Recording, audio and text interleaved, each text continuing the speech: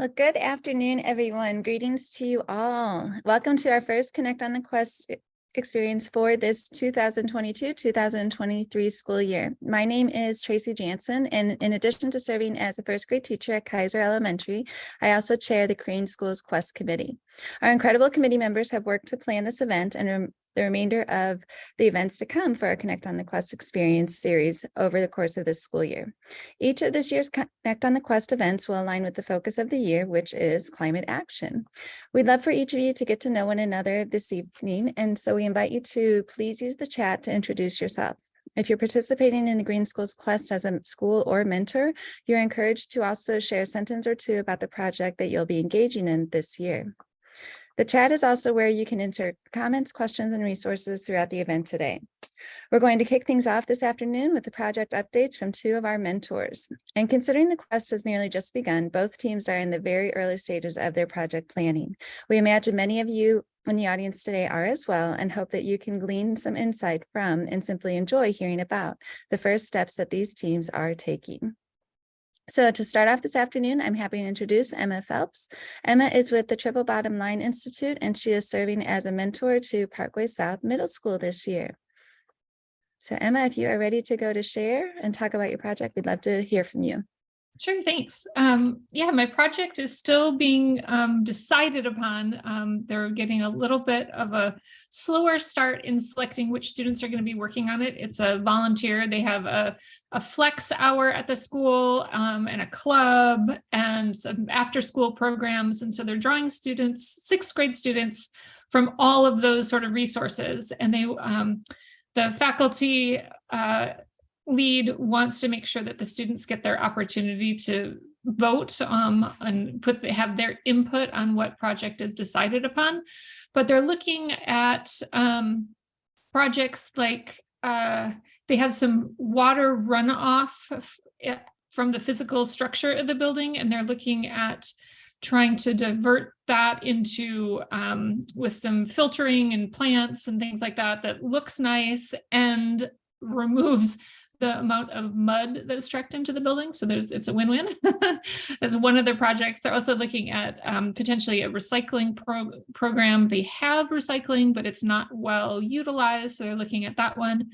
And then there's a physical green space outside that is also under, it just doesn't really have a lot of improvements on it, just sort of a lawn. And so they're thinking of trying to beautify that and making it more inviting for students to use. They do conduct some outdoor classes there sometimes, or meetings for some of the after school programs. So those are the three key areas that they're looking at. Wanted to get the student involvement on that one. It's all volunteer, not through a specific class.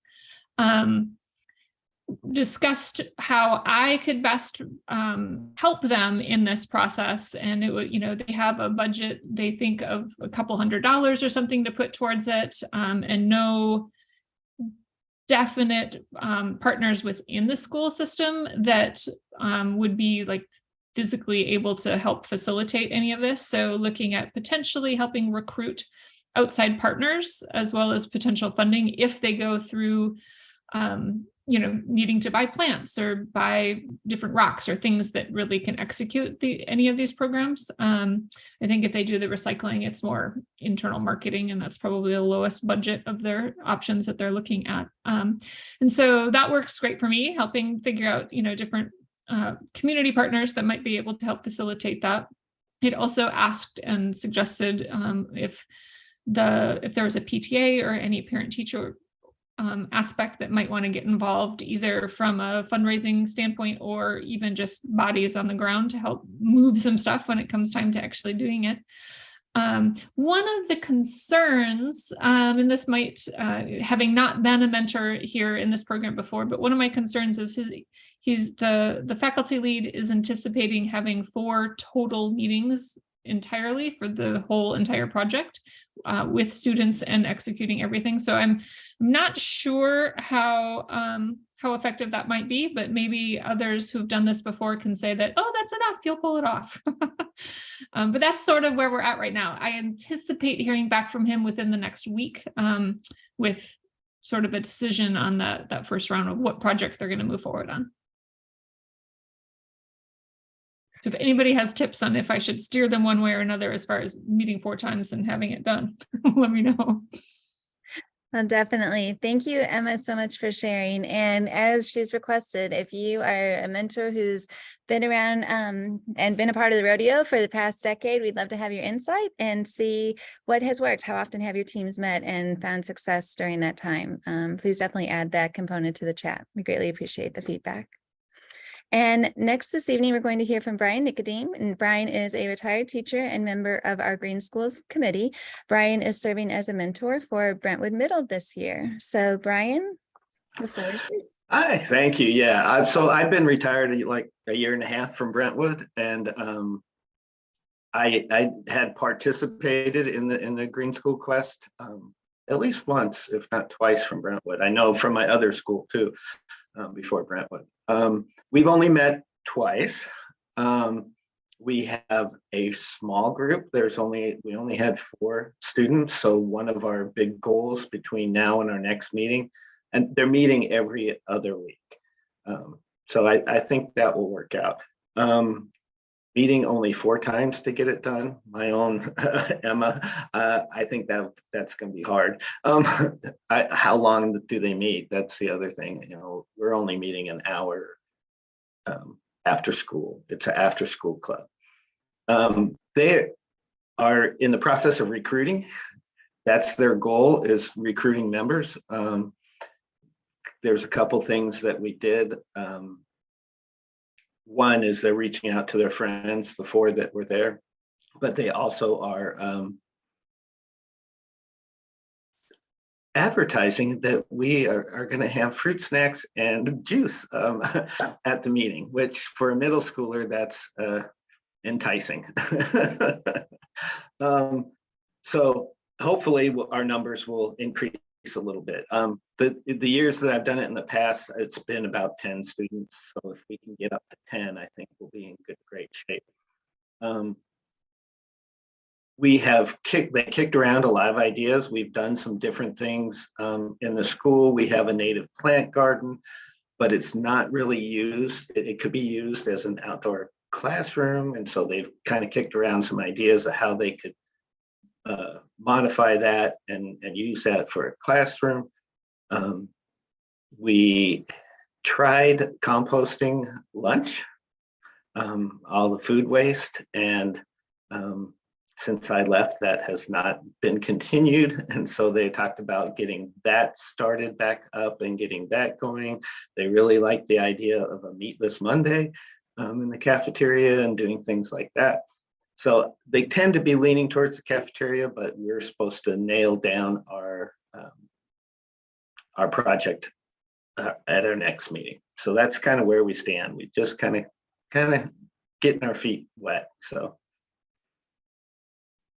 Well, it's a great place to begin. So thank you so much, Brian, for sharing. And many congratulations to you both for being mentors and starting this partnership this school year. We're excited to see and hear about your journey across these next 6 months. So please continue to connect with us as needed with the Green Schools Quest Committee, with Hope, and just want to encourage positive growth for both of your committees and the children working with you.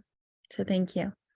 It is always, again, a pleasure to hear these brief updates and capture a glimpse of the great work taking place in our schools. Now we're going to shift our focus to the theme for tonight, climate change communications. So having positive and productive conversations about climate change is a great way to open the door to solutions-focused thinking and a problem-solving mindset, especially working with children. We're joined this afternoon by Hannah Phillips, who is the manager of Docents and Interpreters for the St. Louis Zoo. Hannah is also a certified trainer for the National Network for Ocean and Climate Change Interpretation. So Hannah will review the principles of both climate change and climate change communication to help us learn the most productive ways to discuss this topic with the children that we support each day.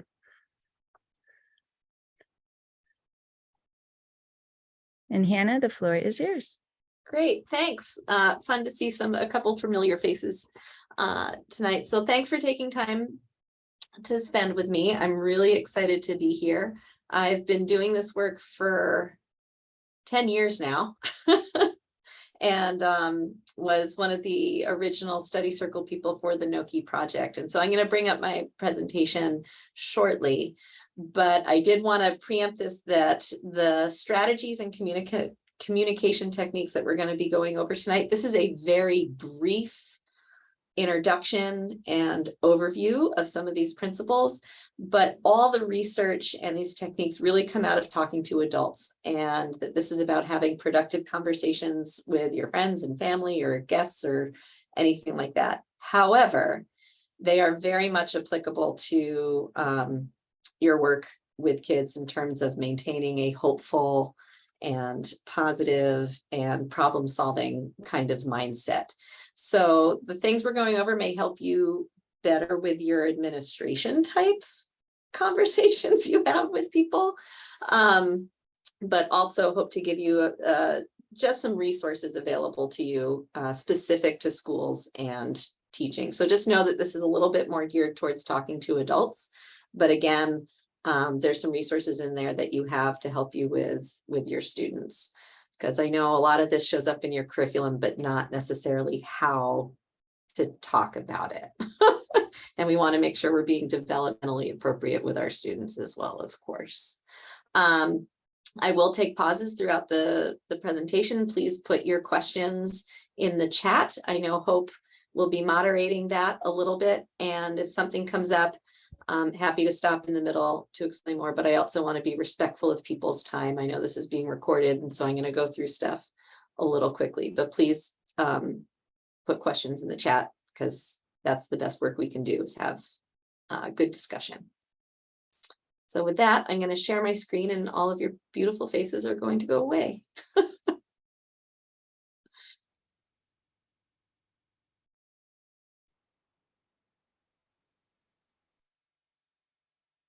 All right, can everybody see that all right? Yes, it looks great. Thanks, Hannah. Excellent.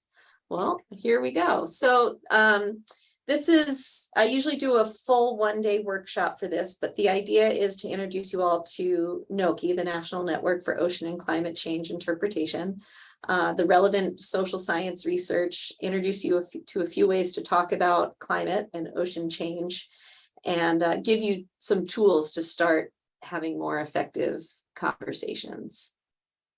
So what is NNOCCI? This is a nice little video that the network put together that explains this group and what we're doing. It's just about 2.5 minutes long.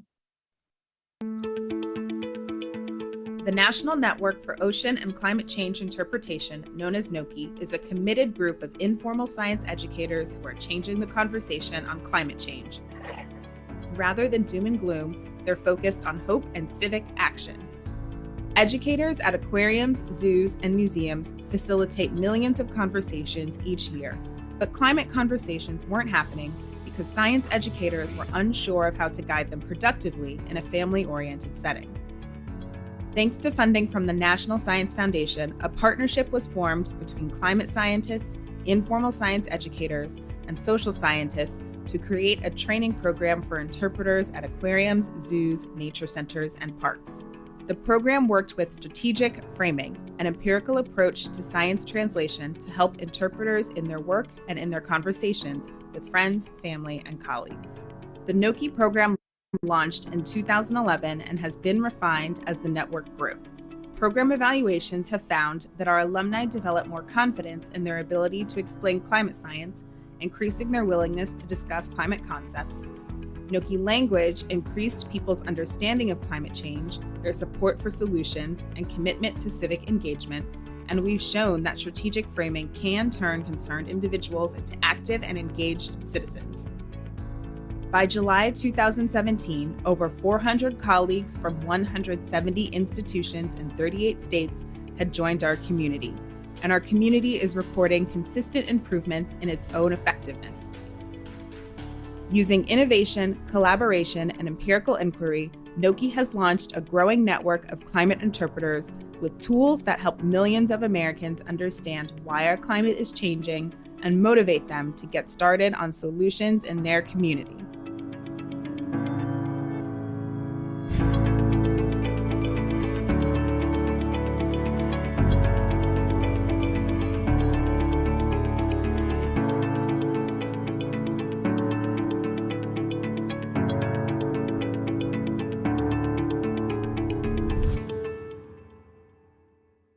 right, so that's NNOCCI, and since that video was made back in 2017, I think our network is up to over 700 members. One thing that happens in all of these 6-month-long study circles to become a certified trainer is it also involves climate scientists and postdoctoral students to help them better their communication practices, because often scientists don't know how to communicate with each other. And the focus of this was really on zoos and aquariums and museums. I've done this training actually with our science center here in Forest Park. And it really comes out of the national research that shows that 70% of Americans think climate change is happening now, but only 65% of people actually talk about it. And a lot of this comes out of the idea that everybody wants to talk about it. They're just really worried their friends are going to think that they're weird.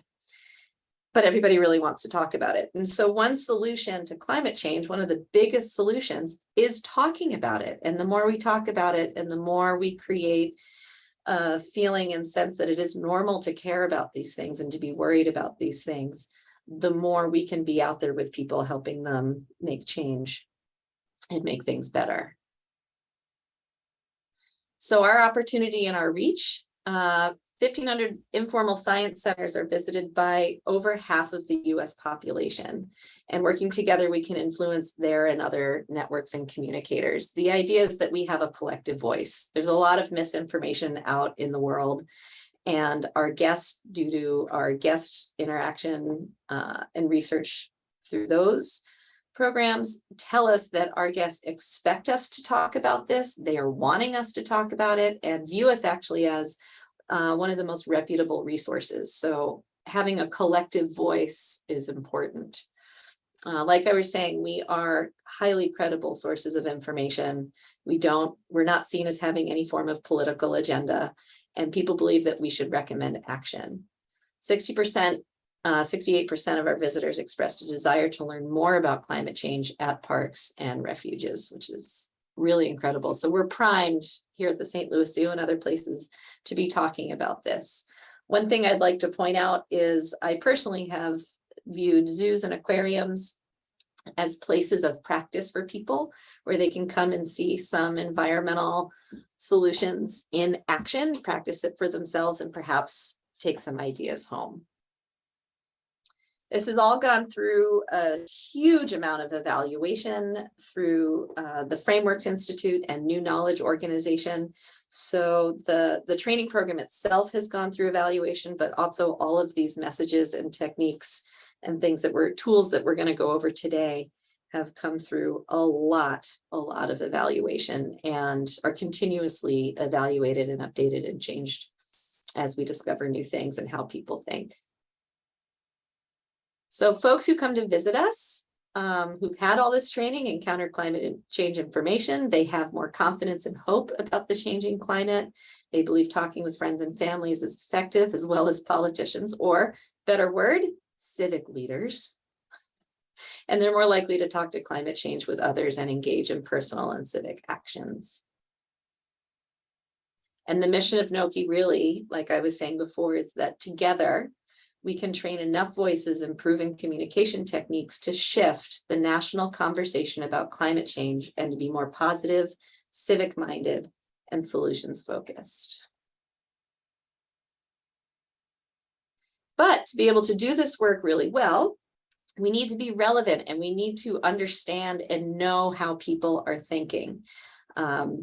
It's a trap that many of us fall into, that when we care about something, we assume other people care about it too, or think the same way we do. But we need to be relevant to our audiences and who we're talking to.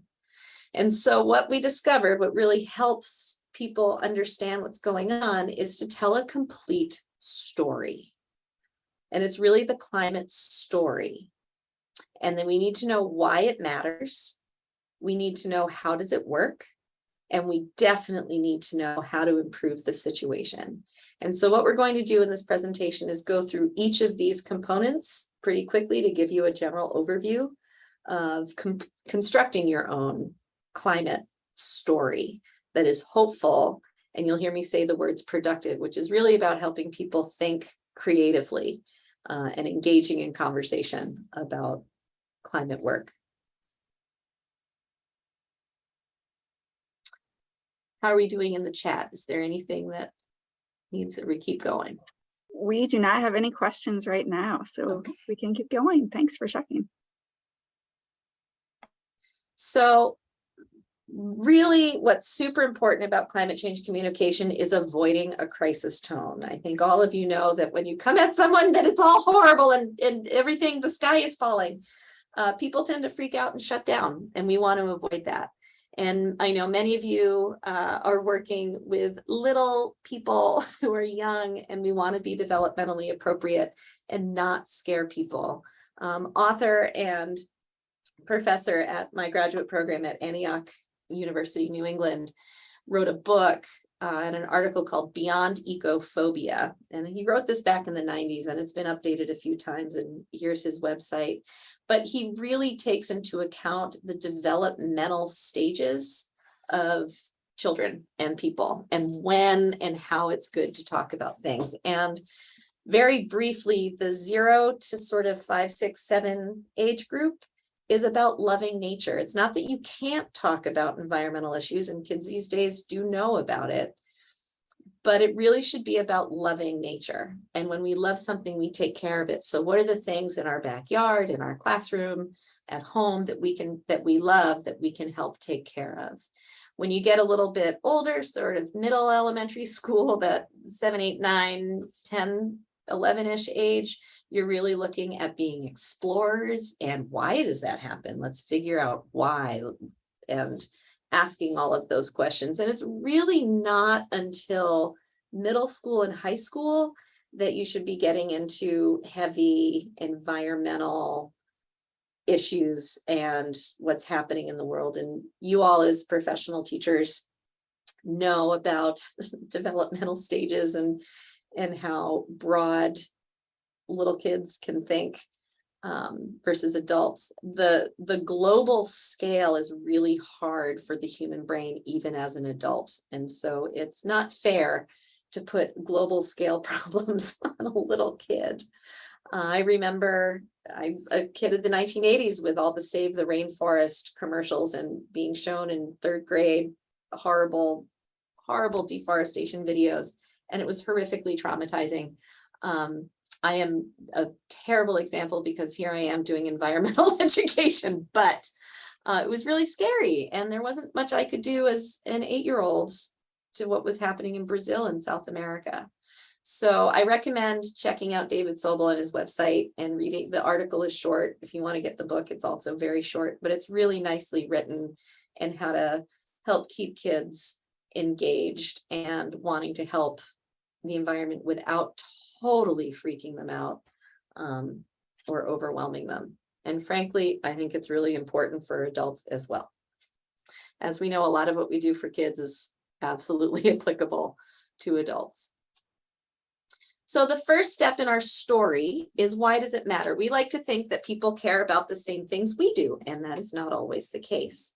And in my field, I'm meeting all kinds of people. I have no idea what their background is or what they care about. And so the way to be relevant, we know being relevant to people is very important in learning, is attaching new information to something they already know, or helping them navigate new information and figuring out something that they didn't know. And so we use what are called universal values. This is a big deal in the interpretive work that I do.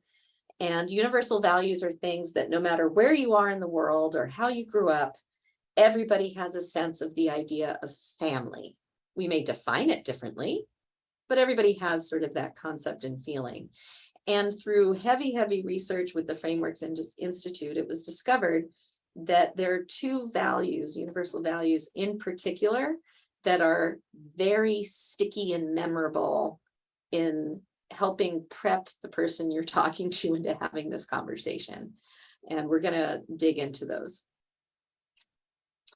So out of all the values we could talk about when it comes to environmental issues of making things relevant to people by tapping into what they care about, believe it or not, scientific authority scored the lowest.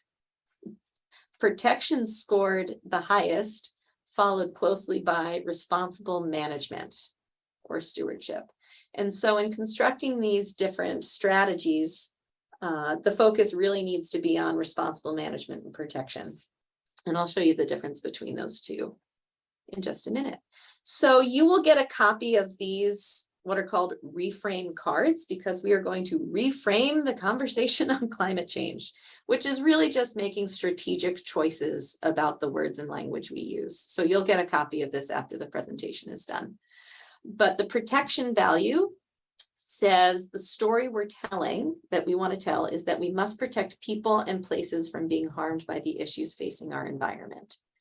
And that little red dot down there helps you redirect thinking away from a bottomless grocery store, change is natural, individualism, nature will fix itself, kind of a thing. The other value to consider, and when you're talking about this, you should choose one or the other. The human brain can't hold both of these at the same time, is responsible management. Why does it matter? What's at stake? The story we're telling here is that taking practical, common sense steps today to address problems facing our environment is in the best interest of future generations. Be very careful. This is a way in the weeds psychology thing, but be very careful about using future generations and protections. Like, we want to protect this thing for future generations, because it actually cues up responsible management. So in my communication practice, and this is all practice, there I trip up often and learn from it. I just don't even use future generations when I'm using the protection value. And for me personally, the responsible management value is a lot easier to use in my conversations than the protection one. So each to your own, but these are both, we know, very, very sticky when it comes to talking about climate change. And what this value does is it helps make what you're about to talk about relevant. So what does it look like in action? The next slides, I have examples. This is going to be very scripty. We know in real life you're having conversations, you're asking questions, you're exploring, you go back and forth. But for our purposes today, I'm going to be pretty formal about constructing our story. So my conversation might start out with somebody. It says, like many people, we at the zoo believe in safeguarding people and places from harm for the well-being of animals and people. It's important that we all take responsible steps to manage the issues facing our environment, to leave our planet in good shape for future generations of animals, plants, and people.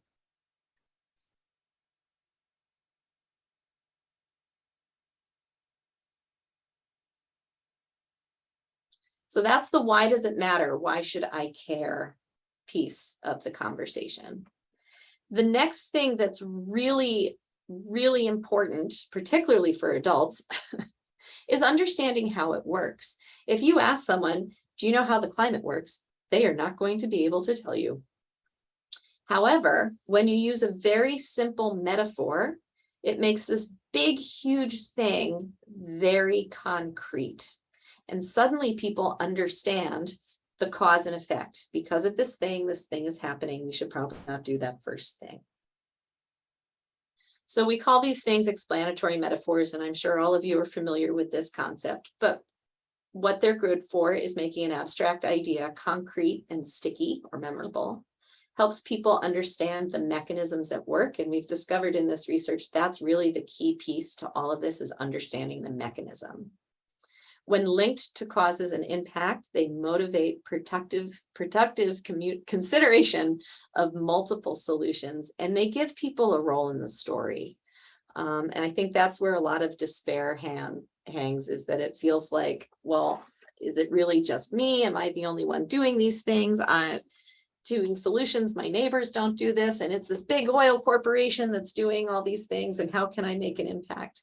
And what these strategies help us do is help people feel hopeful and have a role. And you should feel hopeful at the end of your conversations as well. Explanatory chains go along with these metaphors. Again, it's about helping people connect the dots. We want to be clear and concise in our explanation of the causes, impact, and consequences of a problem. We want to help fill the gaps between expert and public thinking, and we invite and empower the public to think through an issue and how to address it more productively. We know that many people have all of these things in their brain. They've got climate, they've got ocean, they've got weather, they've got drought, and they haven't necessarily connected them all together. And if they have, they probably haven't connected them entirely themselves. A really great example about weather and climate that tends to be a really big tripping point for people is to think about weather's what you're going to put on today, and climate is really about thinking the bigger picture, is like the season. So the climate would give you fall, but on Thursday you might want to wear a sweater is one way to think about it. Mood versus personality. Your personality sort of stays the same most of your life, fluctuates a little, but your mood changes often. And so weather would be like your mood and the climate would be more like your personality. Is another way of thinking about it.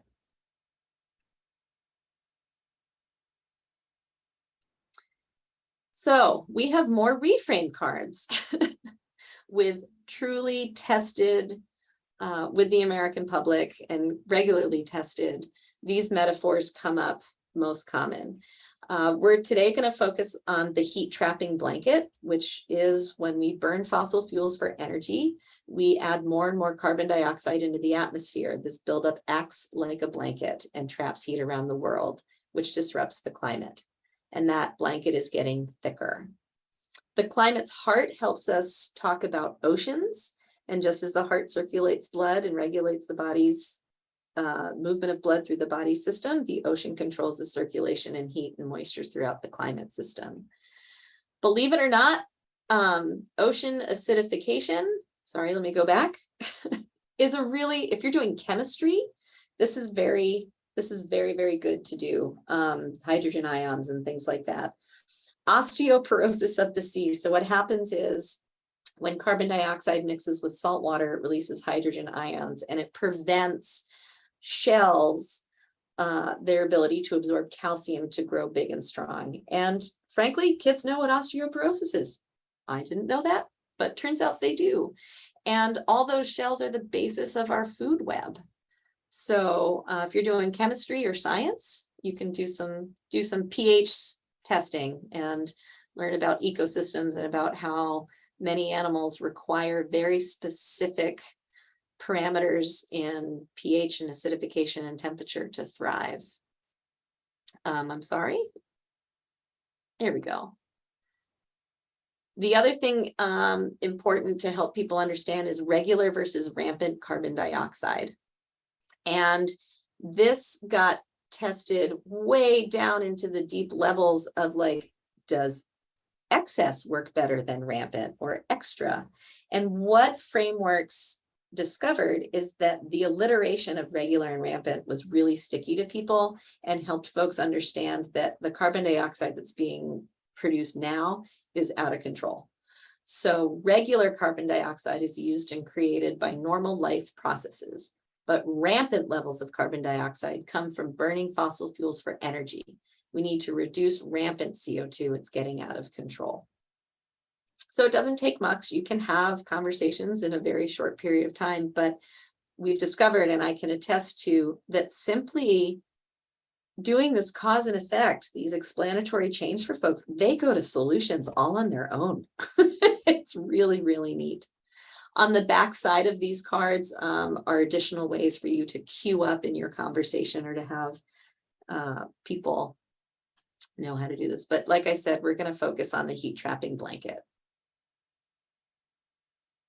So what does it look like when we want to put it in action?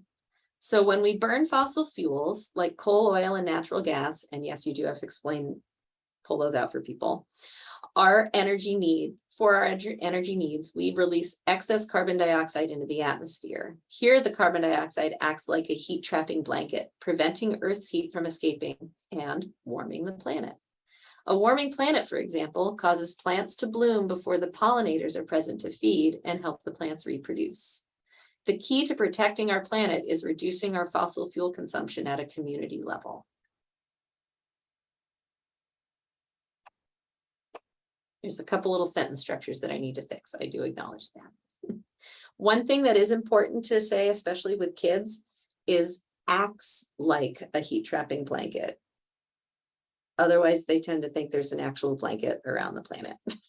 And that's true for adults as well.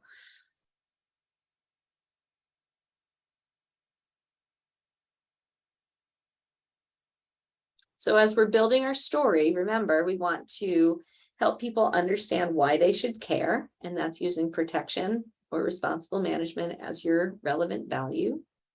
Then they need to know how it works now that they care about it. And that's using one of your explanatory chains and a metaphor. And then we need to know how to improve the situation. I should note that in a conversation, you're not necessarily going to go in this order or hit all of these things. For our principles purpose today, we are going to try to hit all these things, but hitting any of these at any point is just helpful in moving your conversations forward. So we discovered in a lot of this research and evaluation that in terms of solutions, the focus is really on energy shifting, moving away from fossil fuels towards renewable energy, to become more energy efficient and to talk about it. For most people, this helps them feel like they have actual control and a way to contribute that isn't trying to change how a corporation or entire country makes decisions about the planet. And we really like these things because they're collective, local, and existing. Individual solutions are important, but when it comes to climate change, it doesn't match the scale of the problem. So we want to be collective. We want to talk about joining things and really looking at that community level. Community doesn't necessarily mean your neighborhood. Your schools, this group is a community. Places of worship have communities, book clubs are communities, 4-H clubs, after school programs. All of those things are different types of communities. And when people join together, they feel more hopeful. They feel less like it's just them out there doing it and no one else is, or that they have to reinvent the wheel, when really there's lots and lots of solutions of lots of people working together to create change. How are we doing in the chat? Are there any questions? I feel like I'm going quickly. We don't have any questions in the chat yet. So we do Okay. invite everyone here to post any questions you may have in the chat, and we'll be happy to take some time to address them. Okay, or we'll have some extra time at the end to help answer questions or talk through anything people have. Yes, thank you. So there is a reframe card on solutions to help you think about how to frame that part of your conversation. Thinking about your students, I would imagine that in your curriculum and the units you're doing, you're going to be very solutions focused. You're going to be helping them learn how to do good research, how to find out different ways and different organizations that are out there doing good work. We know that St. Louis, just in and of itself, when I moved here, I was so wonderfully surprised about how much great work is happening around climate change in this city, in this town. And I just need to be screaming it from the rooftop. So there's a lot of resources, and I think a lot of different ways for people to plug in and really activate those citizen muscles in helping us move forward. So this is a chart that we came up with NNOCCI, and I really wanted to put it in here as something for you all to use if it becomes helpful. But a way to look and organize solution is we really look at different sectors: the energy sector, transportation, food and landscaping, homes and buildings, manufacturing, products and services, and waste. And then each of the columns is different levels of solutions you can have. And in the work that I do here at the zoo, you know, I'm talking to all kinds of people from all over the world and all over the country, that I don't have a solution in every single one of these cells. There might be some city solutions that for transportation that wouldn't necessarily appear in the state or regional level. So It's meant to be filled in. I wish I could give you the list of all the solutions. Technically, there is one that exists, and I have resources for you shortly. But it's really about having your students or you having just a few examples in each of these categories that you can pull from to share with people to help inspire them. Look, this is a thing that's happening here. Maybe we can do something similar. One of my favorite solutions for schools, and I'm going to assume this group has done something similar to like the Green Business Challenge, where one school gets together with all of their parent-teacher associations and all the students and the administration. Everybody gets together and does an energy audit of their school, and then challenges another school to do the same and see who can bring their, energy bills down. And I don't know, the Green Cup Challenge, sometimes it's been called in other places. That would be a really neat community level solutions, particularly for kids, and help your buildings become more efficient and fix maybe some of those leaky windows, or present the opportunity to have a budget conversation about fixing those leaky windows. But I really like this chart in helping frame and organize different solutions.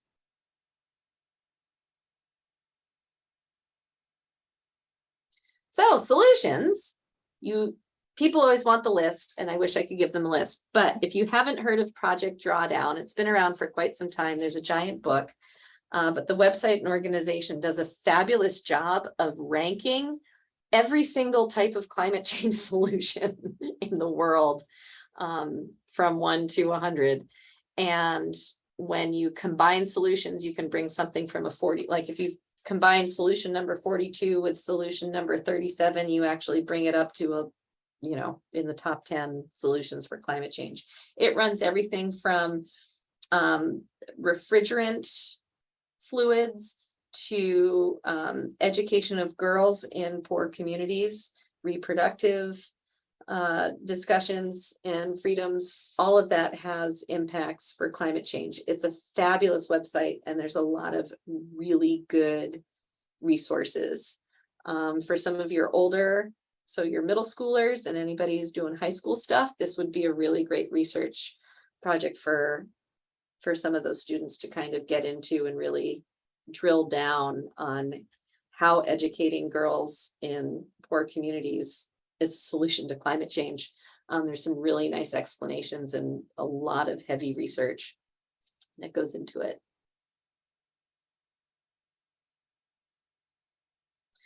Another thing that came up with NNOCCI in talking about solutions and conversations you've had is they drilled deep on what words cue up for people anxiety.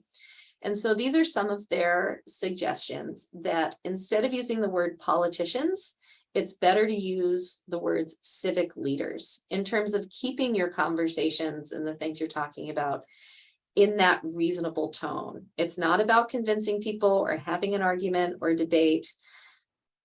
Over the vast majority of people in this country, regardless of political affiliation, are on board with climate change, that it's happening. They're worried about it. They're just a little confused, and they want to do things about it. So keeping that reasonable tone, because of this thing is happening, let's make changes, we need to talk to our civic leaders, helps keep that conversation in that reasonable voice. Better to use the word approaches rather than policies, programs rather than laws, rather than regulations, say the city or state name, and use the word municipal instead of government. It's not that you can't use those other words, just know that in many of your conversations, you're going to queue up for people some anxieties, depending on your audience and who you're talking to. And when it says steer clear of the swamp, it's really steering clear of some of those traps or embedded ways that people think about things, and help keep your conversations moving forward and productive. So putting it all together, again, it's a little scripty, but for our principals, I wanted to show you what it looks like all together. So for any of you English teachers or social studies, helping your students learn to write and to construct a story, it's important that we all take responsible steps to manage the issues facing our environment. to leave our planet in good shape for future generations of pollinators and people. When we burn fossil fuels like coal, oil, and natural gas for our energy needs, we emit excess carbon dioxide into the atmosphere, where it acts like a blanket, trapping in heat around the world. This extra heat is throwing the climate system out of balance by warming the planet. This causes many plants to bloom before the pollinators are present to feed and help the plants that we and other animals rely on for food to reproduce.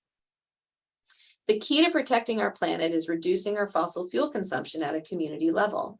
In St. Louis, our civic leaders approved a measure aimed at powering the city entirely on renewable energy sources, including wind and solar by 2035.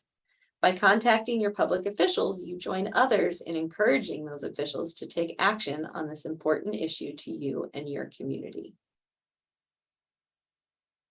I'll just give you a minute to sit with that.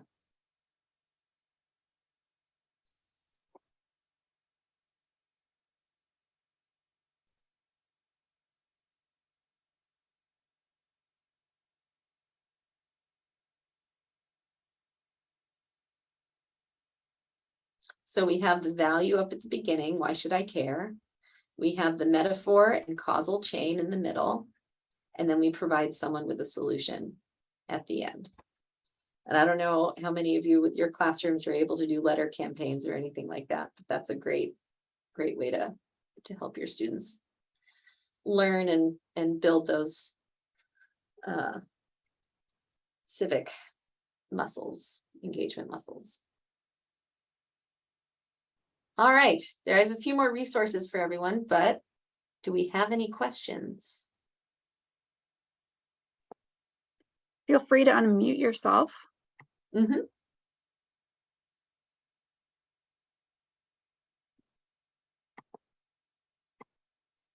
While I actually have a question. One of the things that keeps coming up is one versus the other on solutions, how reducing our fossil fuels, and the children are talking about this. Well, I have a hybrid vehicle. The battery is going to be there, but the battery is still creating waste that's going to go out to our landfill, yet we're reducing the fossil fuel consumption because of not purchasing gasoline, which is better for the other. So that's a big question that constantly comes up. Like, we are still creating waste. We are still causing the problem, but what is the lesser evil that we should be choosing? Those kind of questions are the ones that keep coming up with my kids and talking with them, like, which is the lesser evil and why should we do this over the other? Just wanted to inquire and see what thoughts you have on that. That's something that comes up with every conversation, kids or otherwise. You run into that with, for every solution, it's not perfect. We still need to use fossil fuels to create the solar panels, for example. We still need plastic for a lot of life-saving medical equipment and things for people to use.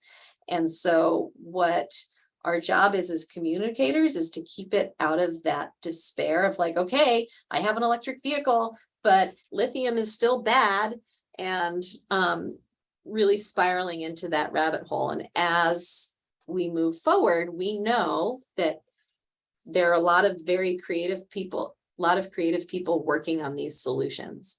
And as we move through time and evolve and understand how things work better, there will be more and better solutions that come forward. So for right now, this is our solution. We didn't have these kinds of batteries back in the 1980s, but we ended up with catalytic converters, right? And so that's another key value that comes up, particularly with the responsible management value, is this idea of innovation and creativity, which is very much an American value, frankly, if we really get into it. And so there's opportunity to really be the innovators to solve this problem. And in the meantime, we're still doing, it still matters, and it's still important work. And it's helpful. It's a hard thing to navigate, but it does come up of, well, if there's wind, well, what about the birds? That is a problem with wind energy, and didn't know until that happened. And there have been people working on that project, and now they're looking at changing the propellers to help cut down on the number of bird strikes. So perhaps this is an opportunity to explore ways of how to make that better. And there's lots of young people working on some really incredible solutions out there. So to help frame it as more of a problem solving thing rather than, well, okay, that's how it is, will really help move that conversation forward. Is that helpful? It is. It's a hard one, but. Yes. Thank you for the inspiration. And I love the innovation and creativity outlook, and to share that you are the future designers and the future engineers who can make these solutions possible. But look at where we are and where we're progressing from where we've been. So. Yeah. And there are people doing some really cool work. I saw a 60 Minutes thing. There's somebody who's working on recycling concrete. So we don't, because that's a very intensive, environmentally intensive process. There's some really, really neat work happening. And I have some more resources for you. And I'm just keeping an eye on the time. So let me go through a few more things and then I'll stop sharing and we can ask some more questions. So your challenge, here's your challenge, is try to use the heat trapping blanket metaphor with someone you trust in the next 3 days. And I'm so happy to see this community, because one thing that helps keep our work going with this kind of thing is talking to each other. And I go out and I've had great conversations and I've had some not great conversations, and being able to come back and talk with my colleagues or my friends and say, listen, I talked to this person and I used the heat trapping blanket and it just didn't land. And to talk it through with them, and we all help each other get better and find different ways of doing these things. And like I said, you all will be getting these reframe cards in your emails. So climateinterpreter.org, this is the NNOCCI network. It's free to join. I will say they just started transferring things over to a new website, but this website is still functioning. I will warn you, the search on it is a little hinky, but there's curriculum, there are discussion groups, everything is strategically framed. Everything on this website is based out of this frameworks, research, the new knowledge, organization, evaluation, and our entire network of colleagues from around the country. So it's a really neat place to go and just noodle around and find articles, and there's some nice videos, and there are some lesson plans in there for various age groups. But again, the search on it is not great. So just, that's a little frustrating. The new website will be much better, but not everything's been migrated over yet. Another really great place, especially if you're looking at more your high school age, maybe some middle school, is the Yale Project on Climate Change Communication. This is a fabulous website. I highly recommend subscribing to their newsletter. They do not send lots of emails. It's maybe a couple quarterly, maybe, but they are constantly doing research on public's opinions through religion and political affiliation and county level stuff. So if you really want to keep track of where the American public's ideas are about climate change, this is a fabulous, fabulous resource.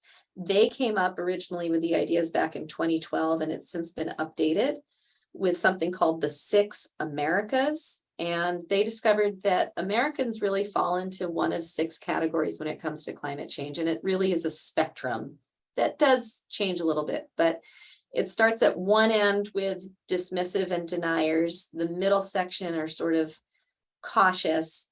And then at the other end, you get to concerned and alarmist. And really the vast majority of our population is in that concerned and cautious category, where they know stuff, but they haven't quite, they've heard some different things and they're not quite sure how to engage with it and are really looking to do more. And that's where we should be spending our energy. The alarmists are the choir, and the dismissive and deniers are such a small, it doesn't feel like it sometimes, but it's such a small percentage of the overall 300 million American public that it's not worth trying to fight with them. I will give an example of my dad has a cousin who is wonderful and really nice and really funny. And I fell into the trap assuming that we're part of the same family, so we must care about the same things. And he asked me about my work, and I was super deep into this stuff. And he says, oh, that's neat, you're doing climate change, but really isn't that just part of the liberal propaganda machine? And I tried to keep my cool, and I said, oh, I have training for this. And we didn't even really talk about climate change. We was sitting on his town planning board and worried about solar panels and what the purpose behind solar panels. And really, we just talked about how it was just more energy efficient and better. It's going to save the town money. And he went, oh, okay. And we had a nice conversation about it. And so this stuff was really helpful in navigating weird uncles at Thanksgiving, I suppose. And I know Hope has been sending you guys some articles about the Midwest Climate Collaborative, which is a new organization through Washington University. The St. Louis Zoo is right now the only, and we were the first zoo to become a founding member of this organization. They have an educator community of practice. So this is the website, and they host regular meetings for educators and teachers about how to engage and talk about climate change with their students. So it's a really neat resource that's just getting going, but I think is really, really taking off lately. And I know Hope might be able to tell you a little bit more about some of the articles that she's sent out to you all.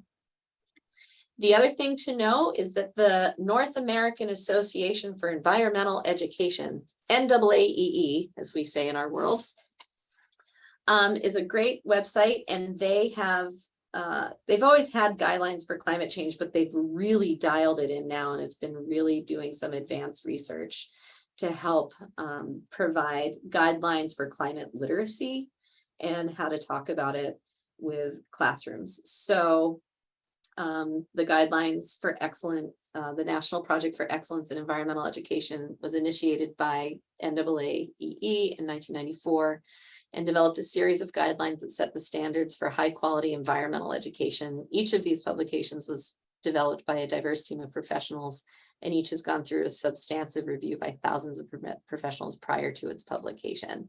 And they just recently updated it and does climate change things as well. So wanted to make that available to you.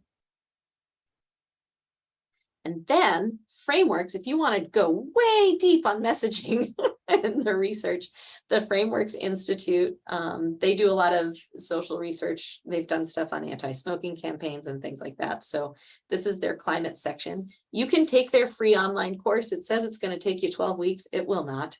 But if you really want to dig deeper into just the very brief introduction that I gave you, this is also free and available to you.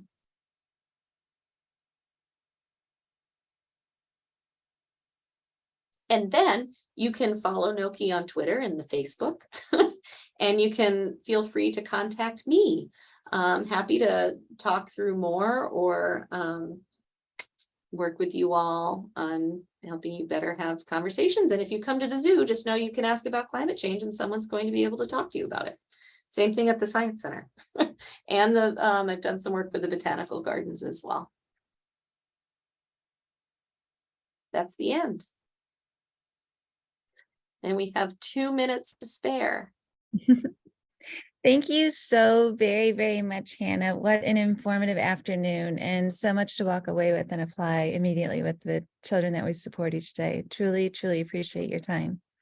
The information and resources that you've shared are so valuable as we work to educate and engage youth in climate action. We'll be following up with an email to all attendees this afternoon, which will include a recording of this presentation, as well as the additional resources that Hannah has provided and highlighted. We hope that you'll join us for the remainder of our Connect on the Quest series as we continue across this entire school year. On January 11th, we will have our next event, which is entitled Feeling Prepared and Empowered to Teach Climate Change. Let me say that one more time. Feeling Prepared and Empowered to Teach Climate Change.